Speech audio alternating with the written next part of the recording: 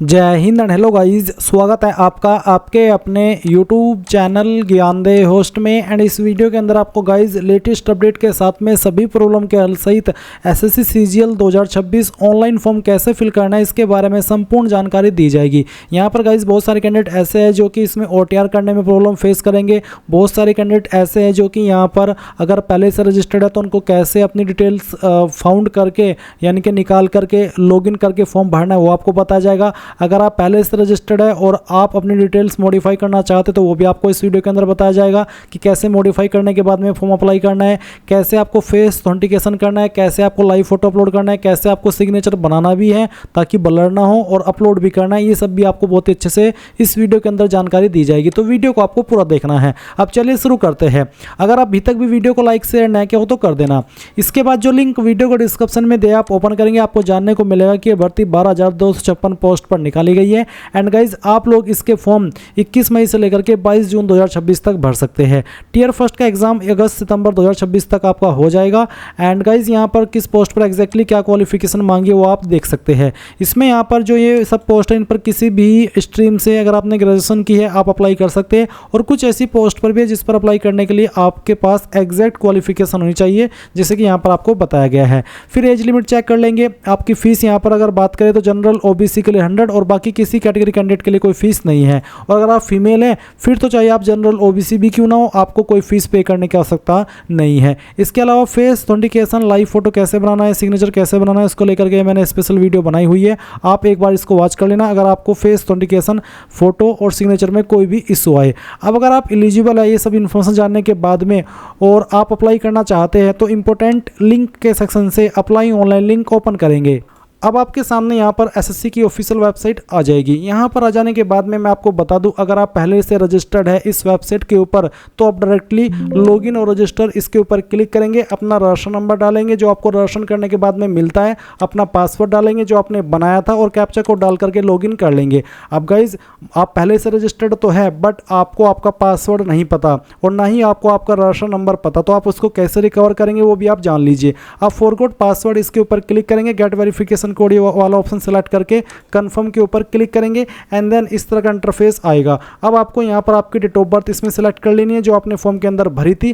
10th का education board आपको यहाँ पर सेलेक्ट कर लेना है। फिर रजिस्टर्ड ईमेल आईडी या फिर नंबर को एक चीज़ डालनी है और गेट वेरिफिकेशन कोड इसके ऊपर क्लिक करना है। इसके बाद आपको आपके नंबर और ईमेल दोनों के ऊपर OTP सेंड किया जाएगा। कोई भी एक OTP डाल करके जब आप कंटिन्यू करेंगे तो आपको डिस्प्ले के ऊपर यहीं पर आपका राशन नंबर शो होगा और साथ ही आपको एक न्यू पासवर्ड बनाने को बोला जाएगा। तो न्यू पासवर्ड जब आप बनाएंगे तो इस तरह का बनाएंगे जैसे कि मैं आपको यहाँ पर डेमो दे करके दिखा रहा हूँ, जिसमें कि इंग्लिश का कैपिटल लेटर, स्मॉल लेटर, एक स्पेशल कैरेक्टर और साथ ही डिजिट, कुछ इस तरह का पासवर्ड आप बनाएंगे और उसको डाल करके जैसे आप सबमिट करेंगे तो आपका पासवर्ड बन जाएगा और इस पासवर्ड का इस्तेमाल करके आप यहाँ पर लॉगिन हो जाएंगे।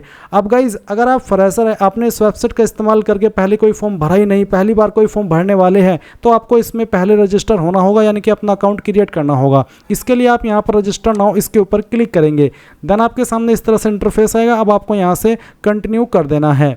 कंटिन्यू करने के बाद अब आप यहाँ पर देख सकते हैं कि आपके सामने आधार OTP का जो एक सेक्शन है यहाँ पर डाल दिया है। अगर आप पहले से रजिस्टर्ड कैंडिडेट है तो गाइज जब आप लॉगिन करेंगे उस वक्त आपको ये OTP वेरिफिकेशन करना होगा, बट आप तो फ्रेशर है, पहली बार इस वेबसाइट का इस्तेमाल करके फॉर्म भर रही है तो इसलिए आपको ये चीज़ अब पहले ही करनी है जो कि 2 जून से स्टार्ट हो रही है। तो यहाँ पर पूछेगी कि आपके पास आधार कार्ड है, अगर है तो आप यस करके अपना आधार नंबर डालेंगे, उस नंबर को दोबारा डाल करके वेरीफाई करेंगे, यहाँ पर टिक करेंगे। अगर आपको जो इन्फॉर्मेशन यहाँ पर इंग्लिश के अंदर ये पैराग्राफ दिया गया है इसको हिंदी के अंदर पढ़ना है या फिर सुनना है तो आप स्विच टू हिंदी के ऊपर क्लिक करके इस ऑडियो वाले निशान के ऊपर क्लिक करके इसको सुन भी सकते हैं।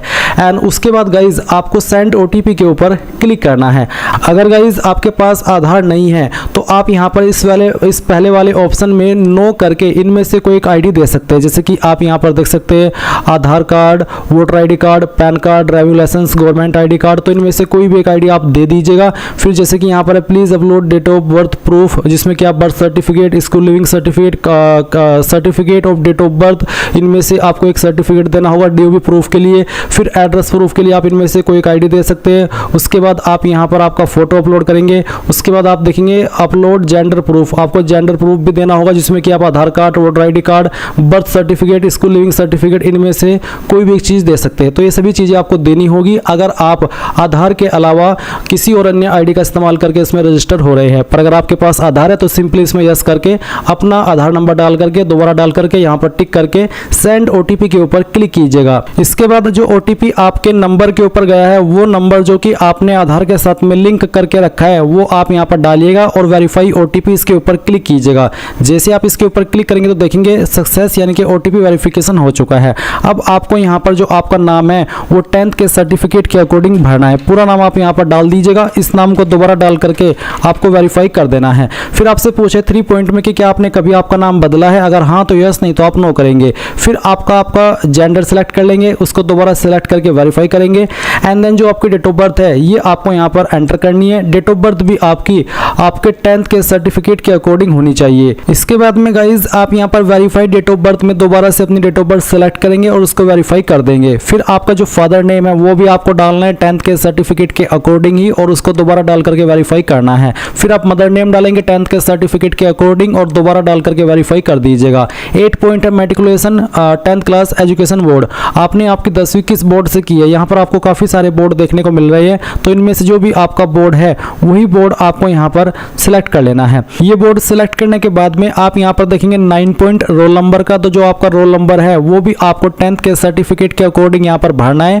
और आपको बोला कि roll code is given in your matriculation certificate then enter roll code, यानी कि अगर आपके 10वीं के सर्टिफिकेट के ऊपर रोल कोड है तो आप यहाँ पर रोल कोड भी दे सकते हैं। तो बेसिकली अगर रोल नंबर है तो रोल नंबर डाल दीजिए, रोल कोड है तो रोल कोड डाल दीजिएगा और उसको दोबारा डाल करके वेरीफाई कीजिएगा। फिर आता है ईयर ऑफ पासिंग, किस साल के अंदर आपने आपकी 10वीं पास कर ली थी, वो साल आप यहाँ पर सेलेक्ट कर लेंगे, उसको दोबारा सेलेक्ट करके आपको यहाँ पर वेरीफाई कर देना है। 11 पॉइंट है highest level of education qualification, वो आपकी क्वालिफिकेशन जो कि आपने कंप्लीट की हो। अगर आप अभी कोई क्वालिफिकेशन कर रहे हैं जैसे कि डिप्लोमा, ग्रेजुएशन, तो आप उसको सेलेक्ट ना करिएगा, आप वही क्वालिफिकेशन सेलेक्ट करिएगा जो कि आपकी कंप्लीटेड है। उसके बाद आप देखेंगे कैंडिडेट्स मोबाइल नंबर, आप आपका मोबाइल नंबर डालिए जो कि आप रजिस्टर करना चाहते हैं। और फिर जैसे कि मैं यहाँ पर आपको नंबर डाल करके दिखाता हूँ, तो चलिए हम यहाँ पर एक नंबर एंटर कर देते हैं। तो आप यहाँ पर जैसे ही नंबर डालेंगे आपको सेंड OTP का ऑप्शन देखने को मिलेगा, आप इसके ऊपर क्लिक कीजिएगा और उसके बाद में गाइज आपके नंबर के ऊपर OTP जाएगा, वो OTP आप यहाँ पर डाल दीजिएगा। फिर आप आपकी ईमेल ID डालेंगे और जैसे ही आप ईमेल ID फिल करेंगे तो सेंड OTP का ऑप्शन मिलेगा, आप जैसे उसके ऊपर क्लिक करेंगे तो आपकी ईमेल के ऊपर भी OTP चला जाएगा। फिर आप वो OTP भी यहाँ पर डाल देंगे। उसके बाद जो भी जानकारी आपने यहाँ पर भरी है उन सभी को चेक करेंगे और सेव एंड नेक्स्ट के ऊपर क्लिक कर देंगे। एंड देन गाइज आप यहाँ पर देखेंगे success personal detail submitted successfully. अब आपको यहाँ से ओके करना है और ओके करने के बाद में आपको आपका रजिस्टर नंबर मिल चुका है। ये नंबर आपको नोट कर लेना है क्योंकि ये आपको फ्यूचर में बहुत काम आएगा SSC का कोई भी फॉर्म भरने के लिए। तो अब आपको यहाँ पर क्या करना है, आपको कंटिन्यू के ऊपर क्लिक करना है। अब गाइज यहाँ पर आपके सामने कुछ ऐसा इंटरफेस आएगा, तो आपको यहाँ पर आपका रजिस्टर नंबर डालना है जो कि अभी आपको मिला है और फिर आपको यहाँ पर आपका पासवर्ड ईमेल के माध्यम से सेंड कर दिया है, वो पासवर्ड आप यहाँ पर डालेंगे। एंड उसके बाद में जो कैप्चा कोड आपको दिखाई दे रहा है आपके डिस्प्ले के ऊपर, वो आप यहाँ पर डालिएगा एंड देन साइन इन के ऊपर क्लिक कीजिएगा। इसके बाद में यहाँ पर आपको बोला है please set a new password, तो आपको यहाँ पर एक नया पासवर्ड बनाना है, बट पहले आप यहाँ पर आपका ओल्ड पासवर्ड डालें जो कि अभी आपको ईमेल के माध्यम से मिला। एंड देन फिर आप एक न्यू पासवर्ड बनाएंगे जिसमें कि आपको यहाँ पर एक इंग्लिश का कैपिटल लेटर कम से कम एक, स्मॉल लेटर कम से कम एक, ज्यादा कितने भी रख सकते हैं, एक नंबर और कोई एक स्पेशल कैरेक्टर। एग्जांपल मैं आपको यहाँ पर देकर के दिखाता हूँ, आप देख लीजिए। कुछ इस तरह का पासवर्ड आप बना लीजिएगा जिसमें कि इंग्लिश का कैपिटल लेटर भी है, स्मॉल लेटर भी है, स्पेशल कैरेक्टर भी है और डिजिट भी है। तो ये पासवर्ड बनाने के बाद में आप उसको दोबारा यहाँ पर डाल करके वेरीफाई कर दीजिए। फिर आपको यहाँ पर एक सिक्योरिटी क्वेश्चन सेलेक्ट कर लेना है एंड उसका आंसर आपको आपकी मर्जी के अकॉर्डिंग यहाँ पर दे देना है और फिर सेकंड सिक्योरिटी क्वेश्चन आपको सेलेक्ट करना है और फिर उसका जो आंसर है वो भी आपको यहाँ पर डाल देना है। एंड उसके बाद गाइज आप सेव एंड नेक्स्ट के ऊपर क्लिक करेंगे। अब आप यहाँ पर देख सकते हैं आपका पासवर्ड सक्सेसफुली क्रिएट हो चुका है। अब आप यहाँ से ओके कीजिए और ओके करने के बाद में आपको यहाँ पर आपके रजिस्टर नंबर एंड जो आपने पासवर्ड बनाया है उसका इस्तेमाल करके कैप्चा कोड डालना है और लॉगिन के ऊपर क्लिक करना है। इसके बाद आप यहाँ पर देखेंगे एडिशनल डिटेल, तो आपको यहाँ पर पहले आपकी कैटेगरी सेलेक्ट करनी है, SC ST OBC या फिर जनरल, तो जो भी है वो आप यहाँ पर सेलेक्ट कर लीजिए। फिर आपकी कैटेगरी दोबारा सेलेक्ट करके वेरीफाई कर लें एंड देन आप यहाँ पर नेशनलिटी के अंदर सिटीजन ऑफ इंडिया सेलेक्ट कर लेंगे। विजिबल आइडेंटिफिकेशन मार्क्स, आपकी बॉडी के ऊपर वो निशान जिससे आपकी बॉडी की पहचान होती है, तो उस मार्क के बारे में आप यहाँ पर लिख देंगे। अगर नहीं है कोई मार्क तो आप नो मार्क लिख दीजिएगा। अगर आप विकलांग है तो आप इस वाले 5 पॉइंट में यस करेंगे, नहीं तो आपको नो करना है। फिर 6 पॉइंट में आपका जो परमानेंट एड्रेस है वो आपको यहाँ पर इस बॉक्स में लिखना है और जो आपकी स्टेट है वो यहाँ से सेलेक्ट कर लेनी है, फिर डिस्ट्रिक्ट सेलेक्ट कर लेनी है और उसके बाद में जो आपका पिन कोड है वो भी आपको यहाँ पर डाल देना है। एंड देन अगर आपका प्रेजेंट और परमानेंट एड्रेस एक है, अलग अलग नहीं है, तो आप यहाँ पर यस कर देंगे और इसके बाद में आपको सेव एंड नेक्स्ट के ऊपर क्लिक करना है। अब ये जानकारी भी आपकी सेव हो जाएगी। अब आपको यहाँ पर ओके करना है और ओके करने के बाद में आपके सामने डिक्लेरेशन है तो आप यहाँ पर टिक कीजिए और इसके बाद में अगर आपने जो भी जानकारी भरी उनको चेक करना चाहते हैं तो आप यहाँ पर प्रीव्यू OTR इसके ऊपर क्लिक करके सभी जानकारी को चेक कर लें और जब आपको लगे कि सभी जानकारी सही है तो वो भी आप यहाँ से डिक्लेयर के ऊपर क्लिक करके इस OTR को सबमिट कर देंगे। नहीं तो आप यहाँ से प्रिंट लेना चाहे तो आप वो भी ले सकते हैं। एंड देन फिर आप डिक्लेयर के ऊपर क्लिक कर दीजिए। इसके ऊपर क्लिक करने के बाद देखेंगे डिक्लेरेशन सबमिटेड सक्सेसफुली। अब आप यहाँ से ओके कर दीजिए। अब गाइज यहाँ पर आप जैसे ही अपना OTR कर लेंगे, अपना रजिस्ट्रेशन कर लेंगे तो आपके सामने यहाँ पर इस तरह का इंटरफेस आ जाएगा। मैं आपको बता दूं अगर आप पहले से रजिस्टर्ड है और आपने यहाँ पर लॉगिन किया और आपके सामने ये वाला इंटरफेस आया और गाइज आपको अपनी पुरानी इन्फॉर्मेशन में से कोई इन्फॉर्मेशन एडिट करनी है, वो गलत हो गई थी, तो आप उसको कैसे करेंगे वो भी आप यहाँ पर जान लीजिए। आपको यहीं पर एडिट रजिस्ट्रेशन डिटेल्स का एक सेक्शन देखने को मिल रहा है, आप यहाँ पर इसके ऊपर क्लिक करना और इसके ऊपर क्लिक करने के बाद इस तरह का इंटरफेस आएगा। अब आप नीचे की तरफ आएंगे और यहाँ पर आप जो भी इन्फॉर्मेशन एडिट करना चाहे वो कर सकते हैं और नीचे आकर के आपको सेंड OTP करना होगा, नंबर पर भी और ईमेल पर भी। जैसे ही आप यहाँ पर सेंड OTP कर देंगे आपको OTP सेंड किए जाएंगे, वो OTP आपको यहाँ पर डालने होंगे और उसके बाद में सेव एंड नेक्स्ट के ऊपर क्लिक करेंगे तो आपकी जो एडिट की अतिरिक्त इन्फॉर्मेशन है जिसमें कि आपका एड्रेस भी है और आपकी अन्य इन्फॉर्मेशन भी है वो सभी भी आप एडिट कर पाएंगे और उसके बाद में आप जैसे ही अपनी प्रोफाइल को सबमिट कर देंगे तो वो सबमिट हो जाएगी और जो मॉडिफिकेशन आपने किया है वो आपका मॉडिफिकेशन स्वीकार कर लिया जाएगा। और इसके बाद फिर आपको यहाँ पर आना है जहाँ से आपने डायरेक्टली लॉगिन करके ये वाला इंटरफेस देखा था लाइव एग्जामिनेशन के सेक्शन से, आपको अप्लाई के ऊपर क्लिक करना है। फिर गाइस इस तरह से इंस्ट्रक्शंस आएंगे, आप यहाँ पर फिल फॉर्म इसके ऊपर क्लिक करेंगे। इसके बाद ये सब इन्फॉर्मेशन आएगी जो आपने यहाँ पर OTR करते समय भरी थी, सभी इन्फॉर्मेशन चेक करते हुए नेक्स्ट के ऊपर क्लिक करेंगे और यहाँ से ओके कर देंगे। अब आपको यहाँ पर 19 पॉइंट में आपकी हाईएस्ट एजुकेशनल क्वालिफिकेशन बतानी है। हाईएस्ट क्वालिफिकेशन वो जो क्वालिफिकेशन आपकी कंप्लीट है वो क्वालिफिकेशन आप यहाँ पर सिलेक्ट कर लीजिए। फिर 20 पॉइंट है details of qualifying educational qualification.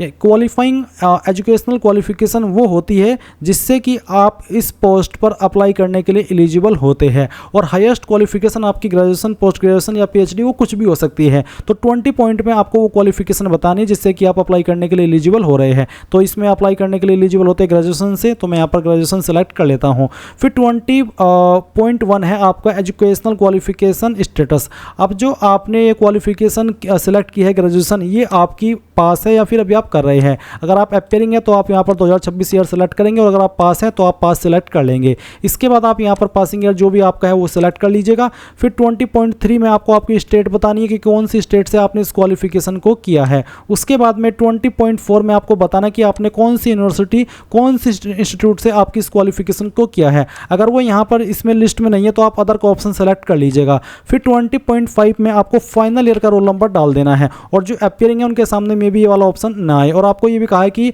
20.6 में कि percentage candidate who do not have their percentage mentioned on their marksheet due to कोविड-19 और any other reason for the year 2020 and 2021 can enter NA। यानी कि जिन्होंने कोविड-19 के दौरान अपनी क्वालिफिकेशन की है और उनकी परसेंटेज नहीं है तो उनको यहाँ पर 20.6 इस वाले ऑप्शन में NA लिखना होगा। बट अगर आपके पास आपकी परसेंटेज है तो आप यहाँ पर डाल दीजिए। एंड अगर आपके नंबर CGPA के अंदर है तो आप 20.6 खाली छोड़ देंगे और 20.7 भरेंगे। और अगर आपके परसेंटेज में ही है तो फिर आपको यहाँ पर 20.6 भरना है और 20.7 ऑटोमेटिकली डीएक्टिवेट हो जाएगा। अब आप यहाँ पर नीचे की तरफ सेव एंड नेक्स्ट के ऊपर क्लिक करके यहाँ से ओके कर देंगे। इसके बाद एडिशनल इन्फॉर्मेशन फर्स्ट में पूछा कि क्या आप एक्स सर्विसमैन हैं, आर्म फोर्स के अगर है तो आपको यहाँ पर यस करना है, और नहीं तो आप यहाँ पर नो कर देंगे। उसके बाद क्या आपको आयु सीमा के अंदर छूट चाहिए। अगर आप SC/ST OBC है, जिनको SC/ST को तो 5 साल और OBC को 3 साल एज के अंदर छूट मिलती है, और आप ओवर एज हो चुके हैं, तो आप यहाँ पर यस करके बता सकते हैं कि मुझे किस कैटेगरी के तहत छूट चाहिए। अगर आप ओवर एज नहीं हुए हैं, भले ही आप SC/ST OBC क्यों ना हो, तो आप यहाँ पर नो कर दीजिएगा। फिर 23 पॉइंट है, ये बेसिकली कहा कि क्या आपकी जो पर्सनल इन्फॉर्मेशन है क्या वो आप SSC को देना चाहते, ताकि आपको फ्यूचर में जो अपडेट देते रहे किसी भी माध्यम से, चाहे ईमेल चाहे मैसेज। अगर हाँ तो यस, चाहे आप नो करें चाहे यस करें, इस वाले ऑप्शन पर आपके फॉर्म के ऊपर कोई नेगेटिव प्रभाव नहीं पड़ेगा। इसके बाद आप सेव नेक्स्ट के ऊपर क्लिक करेंगे और यहाँ से ओके कर देंगे। इसके बाद है एडिशनल इन्फॉर्मेशन 2। तो इसमें पहले आपको एग्जाम सेंटर की प्रेफरेंस देनी है 24 पॉइंट में, जहां पर आपको बताना है कि आप पहली चॉइस किस सिटी को देना चाहते हैं। जिसको भी देना चाहते हैं आपकी चॉइस के अकॉर्डिंग, वो आप यहां पर सिलेक्ट कर लीजिएगा। इसके बाद में गाइज आप यहां पर देखेंगे आपका सेकंड सिटी, तो सेकंड सिटी आपको देना है अपनी चॉइस के अकॉर्डिंग। फिर थर्ड सिटी भी आपको दे देना है। 25 पॉइंट है कि आप किस मीडियम में अपना एग्जाम देना चाहते हैं, कंप्यूटर बेस्ड वाला। अगर हाँ इन हिंदी तो पहला, नहीं तो आप दूसरा। जो भी आपको लैंग्वेज के विकल्प देखने को मिलेंगे उसमें से आपको आपकी चॉइस के सेलेक्ट कर लेना है। फिर इसको दोबारा सेलेक्ट करके आपको यहां पर वेरीफाई करना है। 26.1 है कि are you a person with benchmark disability 40% और मोर, यानी कि क्या आप वो कैंडिडेट है जो कि विकलांग है और उनकी विकलांगता 40% या उससे ज़्यादा है। अगर आपके सामने ऑप्शन एक्टिव है तो आप इसका आंसर यस नो में कर देंगे। 26.3 जो कि सभी के लिए एक्टिव होगा, ये बेसिकली एक आप पूछा कि क्या आपको फिजिकल लिमिटेशन है लिखने में और आप खुद से एग्जाम नहीं लिख सकते, आपको उसके लिए स्क्राइब चाहिए। अगर हाँ तो आप यहाँ पर यस करेंगे, नहीं तो आपको नो कर देना है। फिर यहाँ पर 27.1 है कि are you also applying for the post of junior statistical officer, यानी कि जो जूनियर स्टैटिस्टिकल ऑफिसर की पोस्ट है क्या आप उस पर भी अप्लाई कर रहे हैं।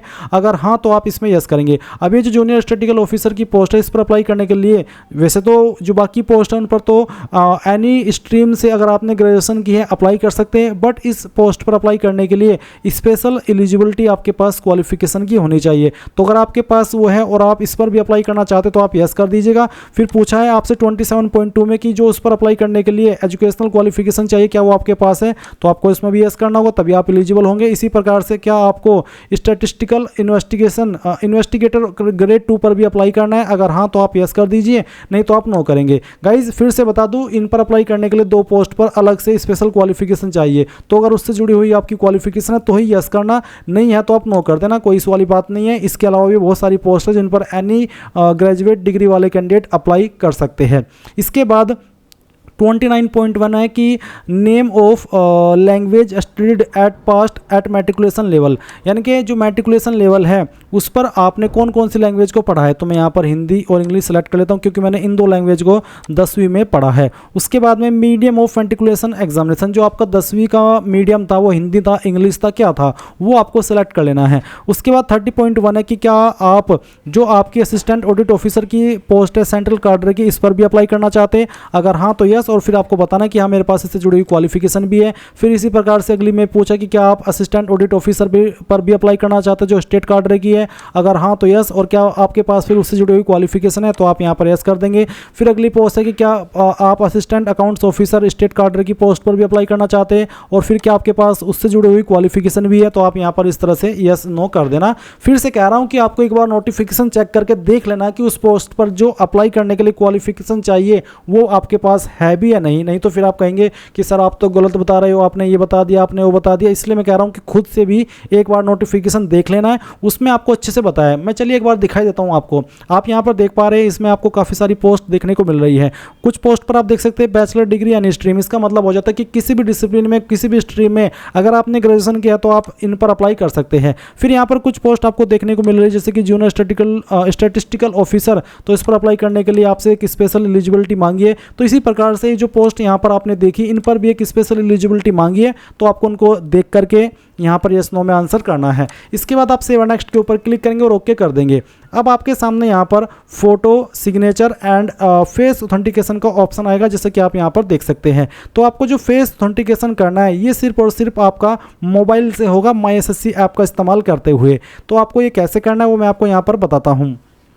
तो गाइज इसके लिए आपको क्या करना होगा, जो लिंक मैंने आपको इस वीडियो को डिस्क्रिप्शन में दिया हुआ है आपको ओपन कर लेना है। अगर आपने अभी तक भी नहीं किया तो आप इसको ओपन करेंगे और ओपन करने के बाद आप यहाँ पर एक वीडियो देखेंगे जो कि मैंने mainly face authentication, live photo और सिग्नेचर कैसे बनाना है और कैसे अपलोड करना है उसको लेकर के बनाई हुई है। जब आप इस वीडियो को यहाँ से वॉच करेंगे या फिर यहाँ पर इस लिंक के ऊपर क्लिक करेंगे तो ये यूट्यूब के अंदर ओपन हो जाएगी। और गाइज इस वीडियो के अंदर बहुत ही अच्छे से मैंने बताया है कि आपको कौन सा ऐप इस्तेमाल करना है, जिसमें कि बेसिकली आपको आधार फेस RDB ऐप इंस्टॉल करना होगा, MySSC ऐप इंस्टॉल करना होगा। उसी के साथ में गाइज आप फिर आप MySSC ऐप पर लॉगिन होंगे, अपनी लॉगिन डिटेल का इस्तेमाल करके माई एप्लीकेशन सेक्शन से जाकर के अपने फॉर्म को कंटिन्यू करेंगे एंड फेस ऑथेंटिकेशन के सेक्शन पर आएंगे और इस तरह से आपका फेस ऑथेंटिकेशन करेंगे। आपकी आईज को पलका जब आप झपकाएंगे तो वो आपका फेस कैप्चर कर ले जाएगा और इस तरह से फेस ऑथेंटिकेशन हो जाएगा। फिर आप इसके बाद में आपका जो लाइव फोटो है वो अपलोड कर लेंगे। आपका सिग्नेचर गाइज आपको कैसे बनाना है, किस ऐप का इस्तेमाल करके बनाना है, कितने साइज के अंदर बनाना है